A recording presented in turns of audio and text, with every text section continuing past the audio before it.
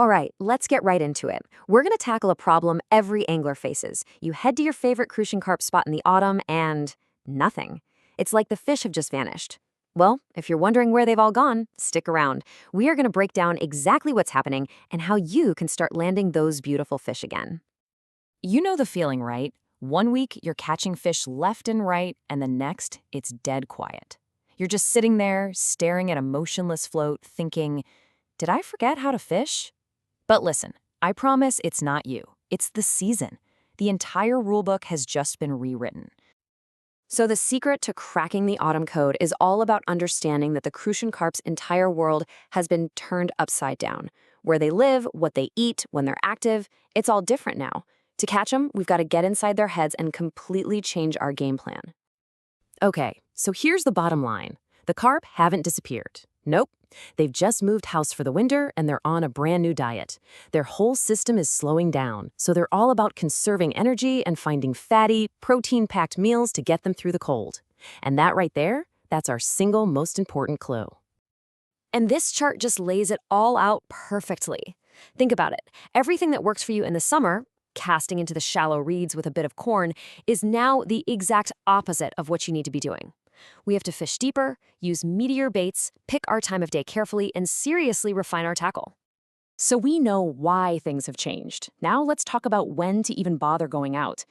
In the autumn, picking the right day is just as critical as picking the right bait. The weather can be your absolute best friend or your worst enemy. First things first, water temperature is king. Seriously. Once that water dips below 10 degrees Celsius, that's about 50 degrees Fahrenheit, the carp's metabolism just grinds to a halt. Their desire to feed just falls off a cliff. So you're really hunting for those warmer, sunnier autumn days. Next up, you gotta be a bit of a weather nerd and watch that barometer. Fish are incredibly sensitive to pressure changes. A sudden, sharp drop right before a storm, that'll often shut the bite down completely. What you're looking for is stability, a nice, steady pressure reading for a few days. And hey, don't be scared of a bit of wind. A nice, moderate breeze can actually be a good thing. It stirs up the bottom, gets food moving around, and can trigger the carp to feed. Now, trying to cast accurately in a howling gale, that's just a recipe for a headache. And finally, a little bit of rain. A light, misty drizzle, that can be your secret weapon. It washes all sorts of tasty insects and food into the water and can spark a fantastic feeding frenzy. A massive downpour, though? Yeah, that's just going to send them into hiding. So what does that perfect fishing day look like? Well, you're looking for a stretch of stable, sunny weather. And here's a big one. Forget those early morning starts from the summer. Your prime time, your golden window is now the warmest part of the day, usually between 11 in the morning and 3 in the afternoon. All right, we've picked the perfect day. Now, where on earth do we actually cast our line? I can tell you where not to cast. Those summer spots right by the bank, they're like ghost towns now. We need to find the carp's new wintering holes. I want you to think 3 things: deep, structure, and distance. The carp are searching for thermal refuge, the most stable, warmest water they can find, which is usually in the deepest parts of the lake, somewhere around 3 to 5 meters down. And since the water is so much clearer now, they feel exposed, so they'll be tucked in tight to any underwater cover they can find. Okay, let's talk about what is maybe the single most critical adjustment you have to make, and that is what you are putting on the end of your hook. The carp are on a completely different meal plan now.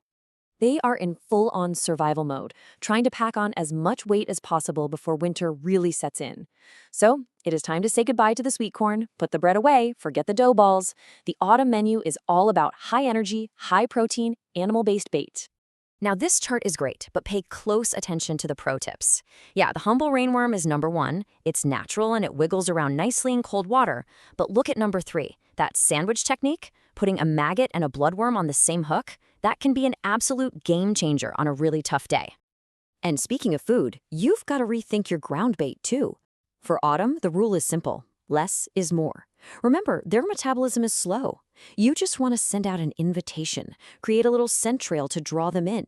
You do not want to serve a 5-course meal that'll fill them up before they even find your hook. You want a killer pro tip? Try this. For whatever reason, carp in cold water seem to go absolutely nuts for the smell of garlic. This is a super simple way to infuse your mix with that powerful scent. Just remember to sift out the big chunks before you use it.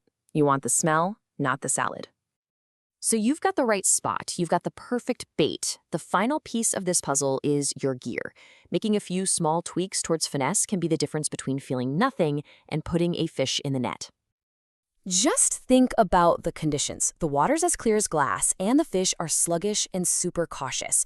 They're not going to slam the bait. It's going to be a subtle little sip.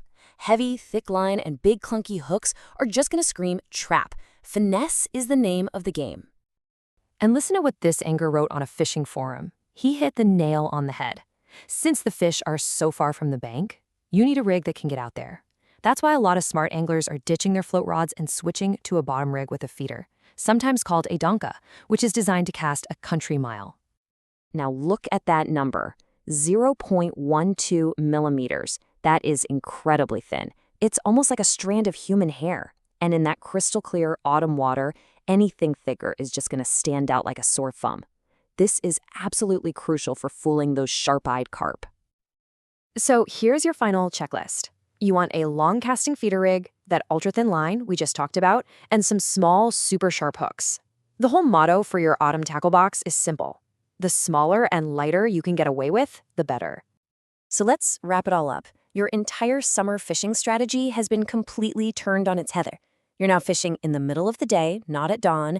You're casting way, way out into deep water, not into the margins. You're using worms instead of corn, and your tackle is all about being light, sensitive, and subtle. So there you have it. That is the complete blueprint for catching autumn Crucian carp. It is definitely a puzzle, it's a challenge, but now you have all the pieces. By understanding how the fish behave and adapting your tactics, you can make this one of the most rewarding seasons of the whole year. Good luck out there, and tight lines.